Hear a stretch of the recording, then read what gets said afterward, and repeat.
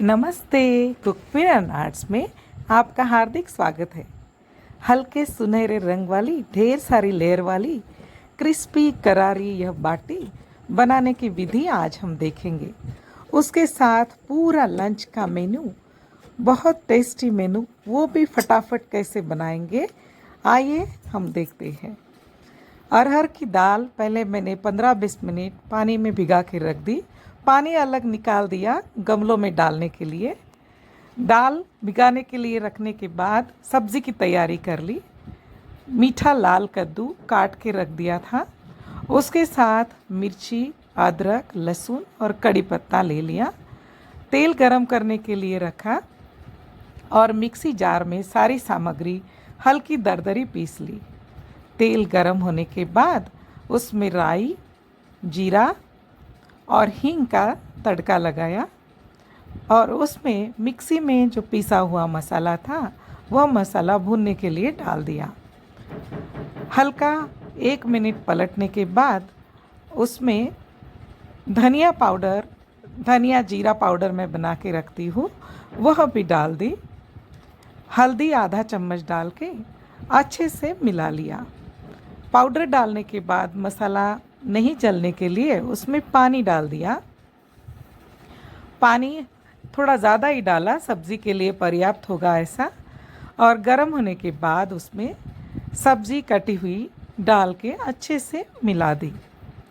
सब्ज़ी मिला के ढक के पकने के लिए एक साइड में रख दी। फिर फटाफट बाटी की तैयारी कर ली। उसके लिए 1 कटोरी गेहूं का आटा, आधी से ज़्यादा कटोरी सूजी और अजवाइन, नमक और हल्दी एक साथ मिला के उसमें डाल दिए। फिर उसमें 2 टीस्पून तेल डाल दिया और तेल अच्छे से हाथ से मसल के सारे सूखे सामग्री में मिला दिया। यह प्रक्रिया बहुत ज़रूरी है, इससे ही आपकी बाटी खस्ता और करारी बनेगी। अच्छे से तेल मसलने के बाद फिर पानी डाल के आटा गूँथ लिया। रोज़ के रोटी के आटे जैसा ही गूँथना है। ध्यान रहे इसमें सूजी है इसलिए यह फूलेगा। बीच बीच में सब्ज़ी भी देख ली। यह सब्ज़ी जल्दी पक जाती है। मीठा कद्दू जल्दी पकता है, लाल भोपड़ा भी इसे कहते हैं। सब्ज़ी अच्छे से पकने के बाद उसमें नमक मिला के एक साथ मिला लिया और 1 मिनट आँच आने के लिए रख दिया। दाल हमारी अच्छे से फूल गई है, भीग गई है। दाल पहले से भिगाने से कुकिंग टाइम बहुत कम होता है और दाल मुलायम पकती है। फिर दाल हल्दी और थोड़ा सा तेल डाल के कुकर में रख दी। तब तक हमारा आटा भी बाटी का अच्छे से सेट हो गया है। उसके अच्छे से एक साथ 3 गोले बना लिए और उसके बेल के रोटी जैसे बेल लिए। 3 रोटियां एक साथ, एक के ऊपर एक साथ बेल ली। तीनों रोटियां बहुत ज़्यादा मोटी भी नहीं है और बहुत पतली भी नहीं है। उसके ऊपर एक रोटी फैला के ऊपर से तेल फैला लिया। अच्छे से चारों तरफ तेल लगाने के बाद उसमें सूखा आटा छिड़क दिया। इस तरह से दूसरी रोटी भी उसके ऊपर रख के वही प्रक्रिया फिर दोहराई। फिर से तेल लगा लिया। उसमें आधा टीस्पून तेल पर्याप्त है। अच्छे से पूरी रोटी के ऊपर फैलाने के बाद फिर से सूखा आटा डस्ट कर लिया और सूखा आटा फैलने के बाद फिर से तीसरी रोटी उसके ऊपर फैला दी। तीसरी रोटी के ऊपर भी इसी तरह से तेल और आटा अच्छे से फैला लिया। तीसरी रोटी थोड़ी छोटी साइज़ में रखनी है क्योंकि जब हम इसका रोल बनाएंगे तो यह रोल एक साथ एक जैसा बनना चाहिए। फिर इस तरह से टाइट करके कस के अच्छे से रोल बना लीजिए और यह रोल थोड़ा सा और लंबा कर लीजिए। रोल हमारा रेडी हो गया। थोड़ा मैंने इसको और घुमा के लंबा कर लिया। फिर उसके एक जैसे 6 टुकड़े कर लीजिए।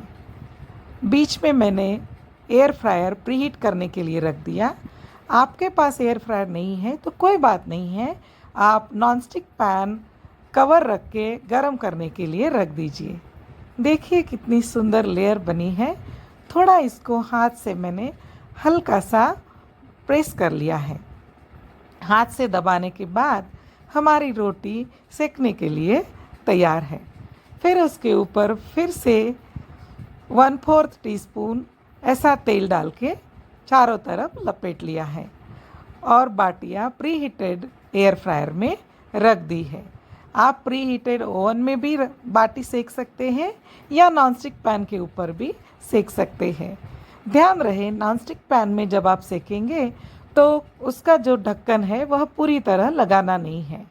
10 मिनट पूरी तरह से सेकने के बाद मैंने उसको पलट दिए हैं और थोड़ा सा फिर तेल लगा के फिर से सेकने के लिए 10 मिनट रख दिए हैं।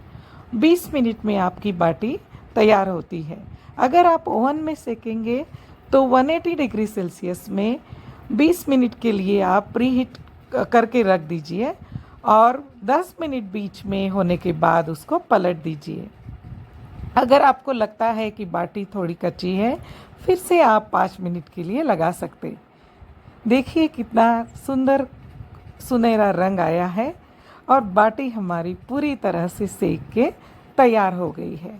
हमारे घर में इस तरह थोड़ी खस्ता ज़्यादा सिकी हुई बाटी बस पसंद है। और फिर दाल भी हमारी पक के रेडी है। मैंने थोड़ी ज़्यादा दाल बना के रख दी है टिफ़िन के लिए और इस तरह हाथ से बाटी को मैंने चूरा कर लिया है और दाल भी तैयार है।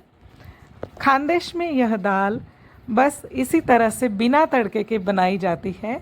उसमें बस हींग और नमक मिलाया जाता है और हाँ, ऊपर से घर का बनाया हुआ घी तो बिल्कुल ज़रूरी है और सब्ज़ी के ऊपर नींबू निचोड़ के लेने से उसका स्वाद दुगना चौगना हो जाता है। बस यह थाली सजा लीजिए और मज़ा लीजिए। गर्मा गर्म क्रिस्पी यह बाटी और दाल और साथ में कद्दू की सब्ज़ी।